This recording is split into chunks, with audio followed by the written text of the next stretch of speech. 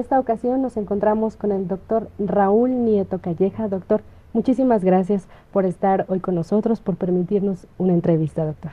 No, no es, no es ninguna molestia atender su solicitud. Gracias, doctor. Profesor investigador del Departamento de Antropología en la Universidad Autónoma Metropolitana, aquí, Unidad Iztapalapa. Usted es doctor en Ciencias Sociales por el CIESAS, obtuvo la licenciatura y maestría en Antropología Social en la Escuela Nacional de Antropología e Historia. Es miembro del Sistema Nacional de Investigadores, ha sido coordinador del posgrado en Ciencias Antropológicas y jefe de Departamento de Antropología. Fue coordinador de investigación y posgrado en la División de Ciencias Sociales y Humanidades aquí en la UAMI y actualmente participa también en el posgrado de Estudios Sociales aquí en nuestra casa. Ha sido fundador de la Asociación Latinoamericana de Antropología y es miembro de los consejos editoriales de las revistas Nueva Antropología, Revistas Latinoamericana de Antropología del Trabajo, Trabajo y Jóvenes. Sus líneas de investigación son antropología urbana y del trabajo, representaciones e imaginarios laborales y sociales, estudios transnacionales y sobre juventud. Es autor de más de 50 artículos y capítulos de libro, así como de 5 libros. Obtuvo el premio a la investigación en 2017 en el área de Ciencias Sociales y Humanidades aquí en la UAM. Y bueno, actualmente dirige el proyecto de investigación, producción y reproducción cultural de la informalidad laboral de la Ciudad de México, financiado por CONACYT, donde participan más de 10 estudiantes de licenciatura, posgrado y una investigadora postdoctoral, que posteriormente estaremos hablando sobre este proyecto, doctor. Bueno, pues primeramente para comenzar, me gustaría que nos hablara sobre su niñez, cómo transcurrieron sus primeros años, doctor, que nos pudiera compartir de esta hermosa etapa, ¿cómo la vivió usted? Bueno, yo era más bien un niño tímido y muy de la casa. Mis padres eran maestros de educación básica, aunque mi madre tenía estudios superiores, pero decidió dedicar su vida a la docencia básica, le gustaba mucho.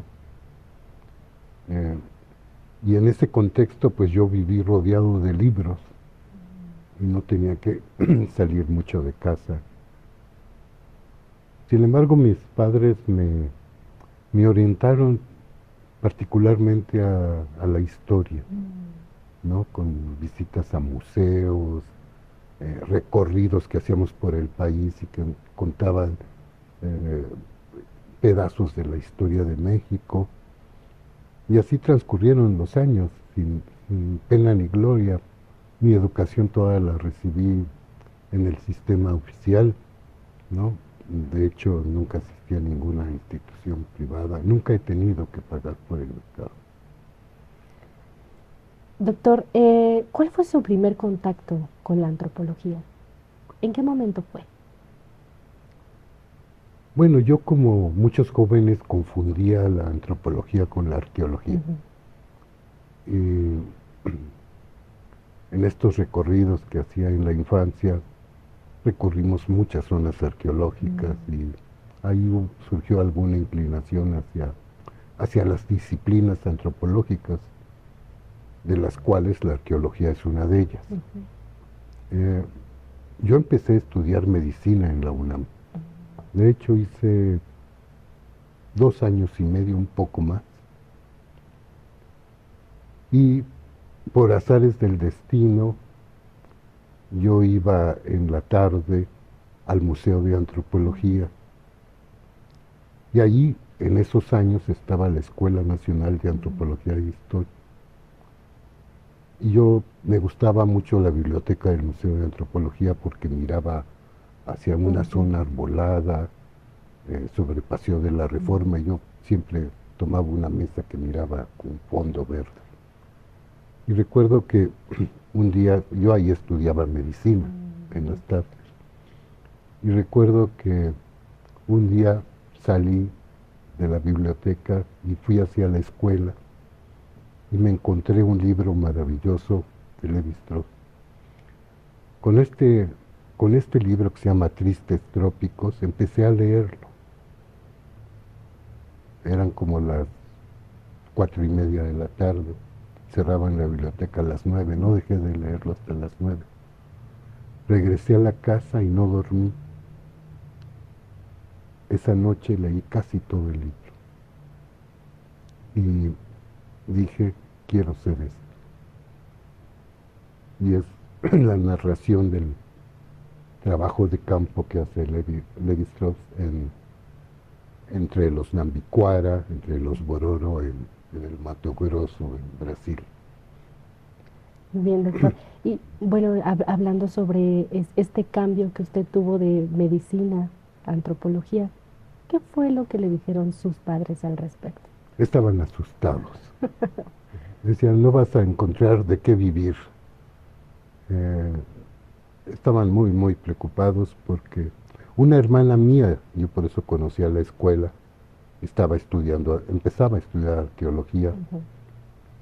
Y ella sí encontraría empleo, pero un antropólogo social o un etnólogo, yo todavía no tenía claro cuál de las dos, difícilmente encontraría empleo, ¿no? Y estamos hablando de los años 70. Ahora es más difícil. Sí, ahora es mucho más difícil. Sí. Doctor, y bueno, una vez de que usted ingresa a la Escuela Nacional de Antropología e Historia con la carrera de antropología, ¿cómo transcurrió su día a día como universitario? ¿Qué áreas le llamaban más la atención? Curiosamente, en esos años, yo ya me sentía un poco mal con la medicina, no me gustaba la vida del hospital, ya estaba yendo a hospitales. Y recuerdo que era un lector insaciable de muchas cosas que llegaban a mis manos. Y recuerdo que estaba leyendo a Michel Foucault, ¿no? Y con Michel Foucault entendí, pues, qué significa el mundo institucional, particularmente el mundo hospitalario, ¿no? Y decidí que eso no era mi vida. Y al mismo tiempo el país estaba en una transformación efervescente. Fue un momento de jornadas de lucha social, de protestas. Fue una época en que el movimiento obrero avanzó como nunca antes lo había podido hacer. Fueron grandes movilizaciones las que salían de la escuela de antropología, de la explanada del museo, y se dirigían hacia el Zócalo.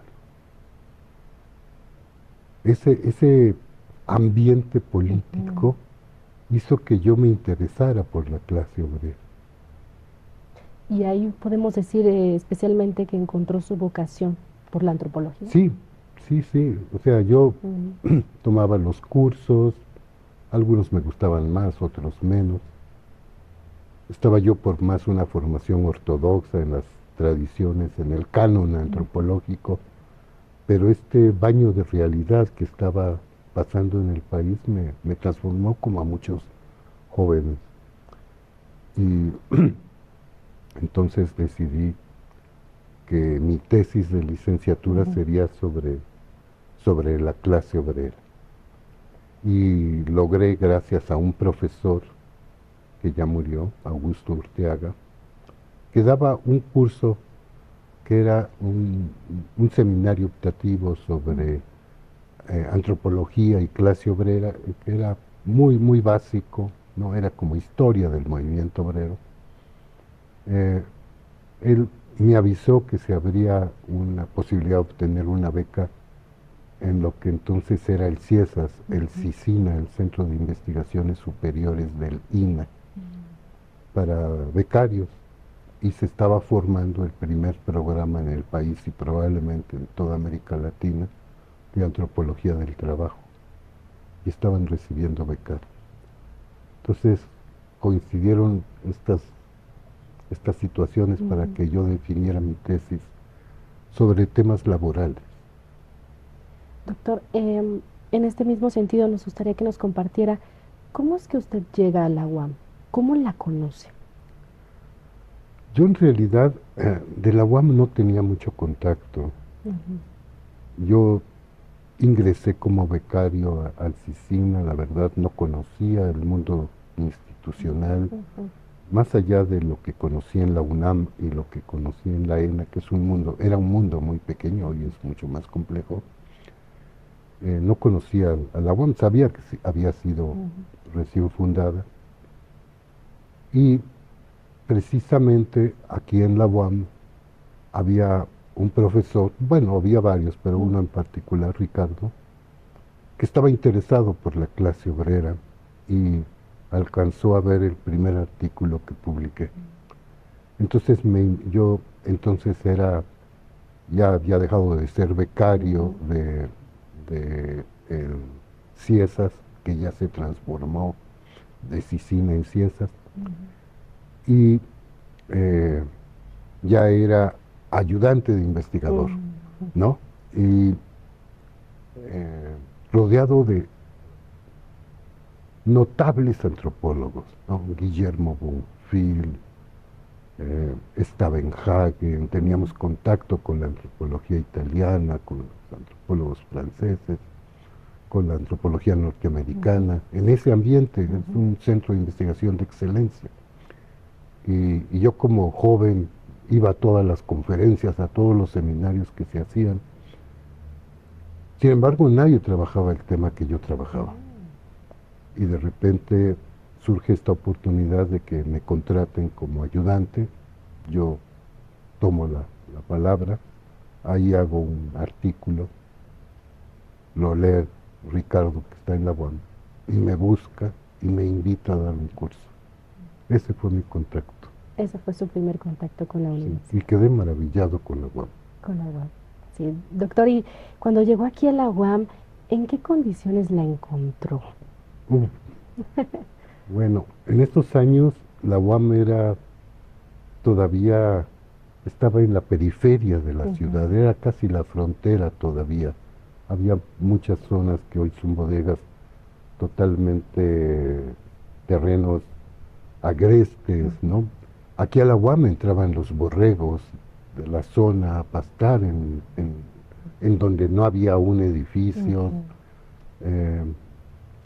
Estaba arrancada la construcción de la UAM, estábamos toda la división hacinada en el otro edificio, había menos profesores sin duda, y fue muy interesante el contacto con los alumnos.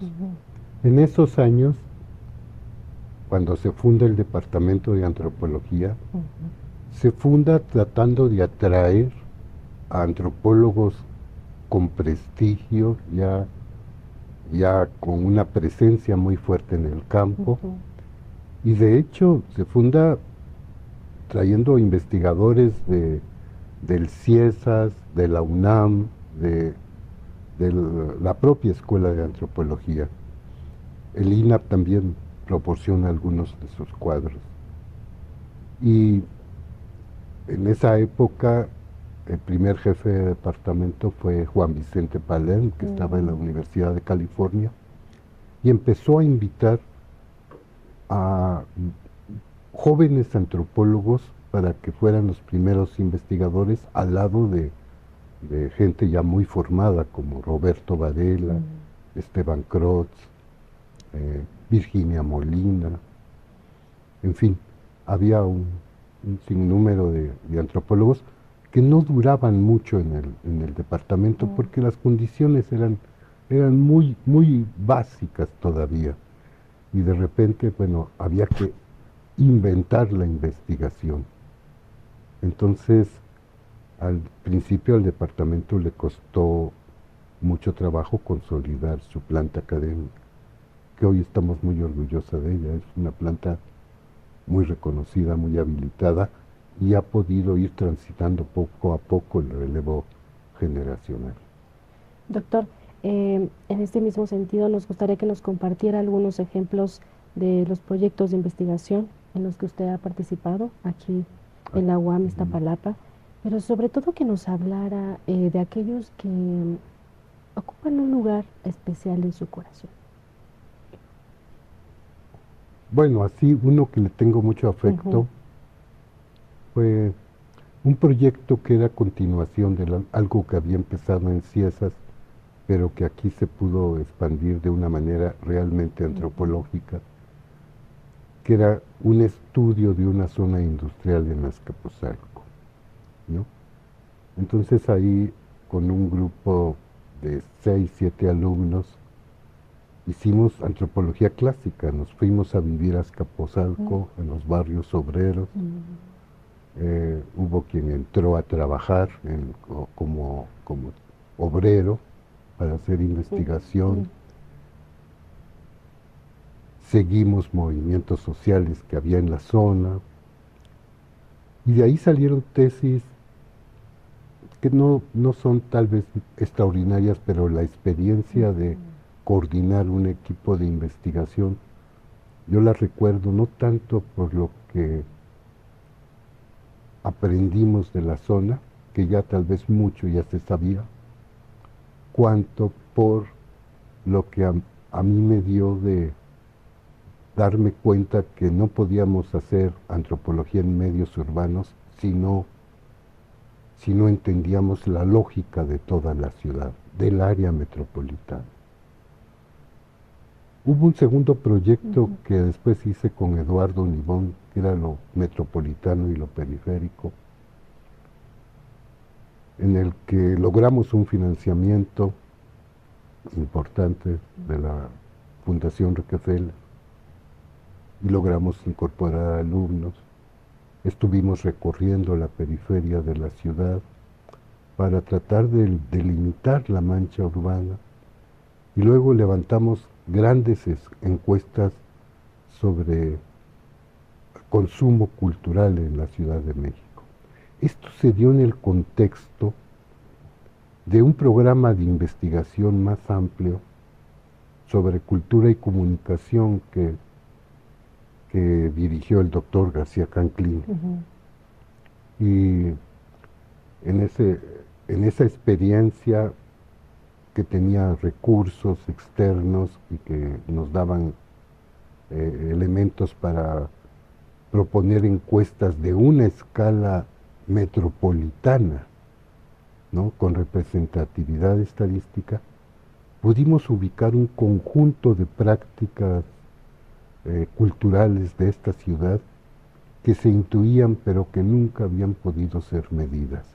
Pero además hicimos el trabajo cualitativo con grupos focales, entrevistamos a muchísimas personas. Fue un programa de investigación vasto, en el que teníamos incluso investigadores internacionales invitados que venían a investigar con nosotros sobre temas particulares, en una gran agenda de Néstor. Doctor, usted, bueno, seguía siendo docente, pero ¿qué significa para usted la labor docente? A mí Roberto Varela me enseñó que la clase es sagrada, y me lo decía un jesuita. Yo soy ateo, pero entiendo a los hombres sabios. Y creo que la clase subordina todo lo demás. Creo que nunca he dejado de dar una clase por hacer investigación. Sí, doctor. Nos gustaría también que nos compartiera algún consejo o consejos que le daría al estudiantado interesado en cursar un plan de estudios en antropología aquí en la UAM Iztapalapa. Pues, ¿qué puedo decir yo? Estoy muy orgulloso del programa de licenciatura que hemos hecho. Es un programa que atiende una diversidad enorme de temas. Yo creo que prácticamente ningún tema de las ciencias sociales no puede dejar de ser atendido por la antropología, con una mirada particular, haciendo relevante los procesos culturales que están en todos los procesos sociales. ¿Qué le podría yo decir a un joven? Pues que se acostumbre a leer, que despierte su mirada etnográfica, es decir, maravillarse con la diferencia de los otros. ¿Por qué somos diferentes? No solamente fenotípicamente por nuestro aspecto, por nuestro fenotipo, por nuestra edad, nuestro género, sino por los contextos sociales y culturales en los que hemos sido creados. Había un dicho viejo en la ENA que creo que se cumple de alguna manera todavía. Quien está inconforme con la sociedad estudia sociología. Quien está inconforme consigo mismo estudia psicología. Quien está inconforme con los dos, con uno mismo y con la sociedad, estudia antropología. Sí, doctor. Y bueno, que nos pudiera compartir uno de los momentos más significativos que ha tenido en su carrera, aquel momento, aquella experiencia de la que usted exclame, bueno, ha valido la pena llegar hasta aquí. ¿Cuál sería, doctor? Y que hoy son antropólogos muy potentes, que los estimo mucho, antropólogos y antropólogas muy potentes, muchos de ellos haciendo postdoctorados, investigadores jóvenes por México. Eso me llena de alegría. Siento que lo que sembramos está dando frutos. Doctor, pues estamos de manteles largos porque en este año cumplimos 50 años de haber sido fundada la UAM, pero particularmente a usted, ¿cómo le gustaría que fuera la UAM en 20 años? Me gustaría que toda la UAM, siguiera manteniendo este papel de ser de frontera, ser de investigación básica, que atendiera con ella los problemas más relevantes de la sociedad y no solamente las curiosidades que a veces surgen en el laboratorio, o que son relevantes sin duda, pero que fuera una investigación más de cara al país, ¿no? Yo creo que me gustaría eso. Me gustaría que pudiéramos, digamos, de alguna manera ampliar la matrícula hacia nuestras vocaciones regionales como unidades, ¿no? Creo que la movilidad social que ha producido la UAM no la hemos podido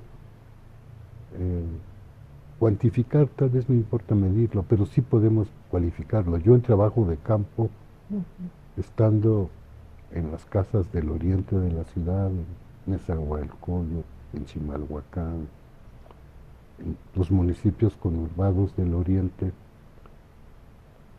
veo con orgullo los títulos de la UAM en la sala de las familias, y eso me llena de mucha alegría.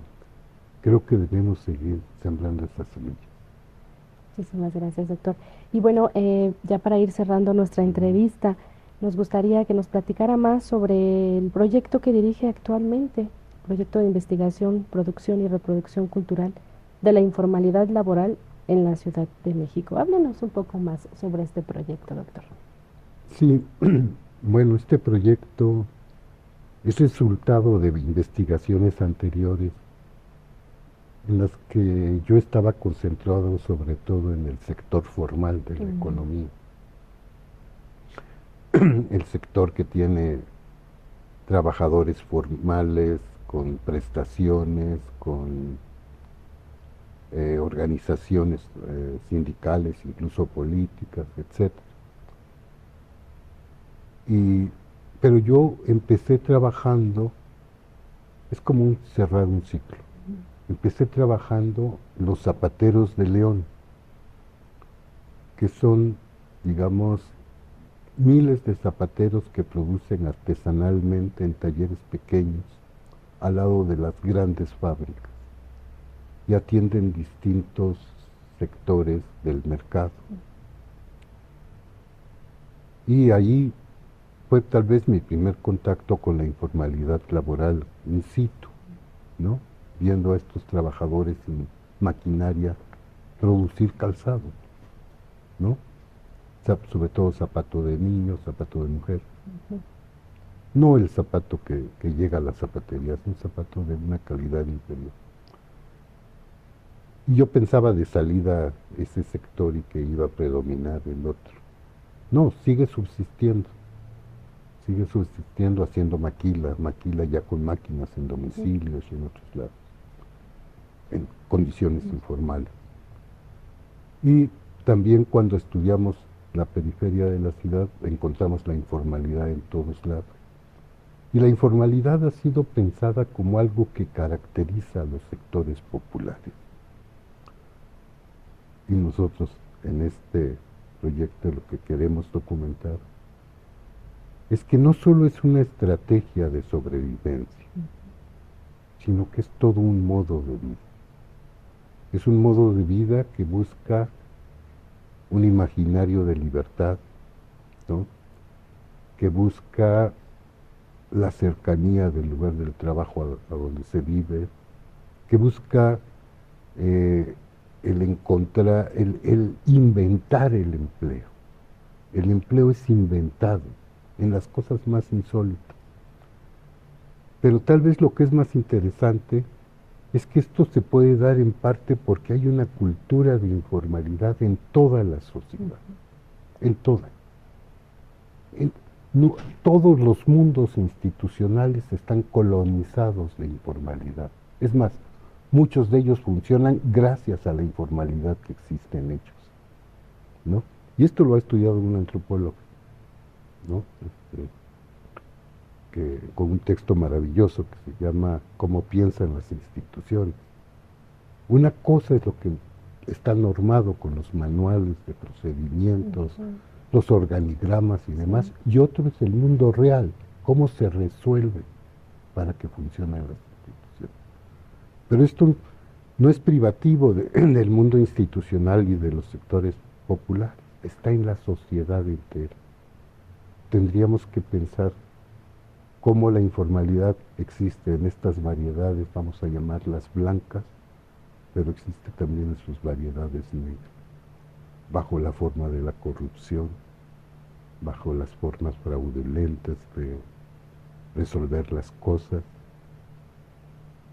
y no digamos en la política.